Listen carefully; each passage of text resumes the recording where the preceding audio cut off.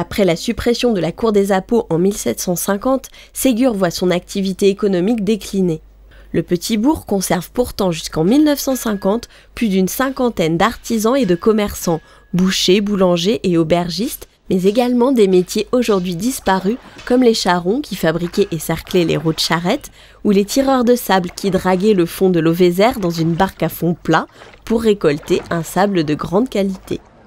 Comme ailleurs, la vie s'organisait aussi autour d'activités saisonnières, la batteuse en été, la tonte des moutons au printemps ou la vannerie en hiver, ranimée le temps d'une journée par cette fête folklorique à Ségur en 1976. L'eau Vézère alimentait 3 moulins qui fabriquaient de la farine pour les boulangeries locales ou pressaient des pommes pour le cidre. En 1907, le moulin Saint-Laurent au centre du bourg est transformé en une minoterie sur 4 niveaux, équipée de systèmes de broyage et de tamisage élaborés.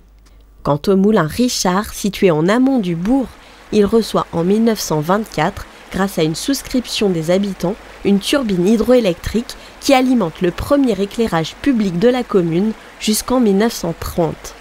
Une grande première pour l'époque. À la tombée de la nuit, on venait des villages voisins pour voir l'électricité à Ségur. Le pont Notre-Dame et le pont Saint-Laurent, dont la construction en pierre de type médiéval résistait au courant depuis des siècles, ont été détruits par une importante crue en 1913. Ils ont été remplacés par des ponts modernes en béton, plus larges et plus adaptés à la circulation automobile.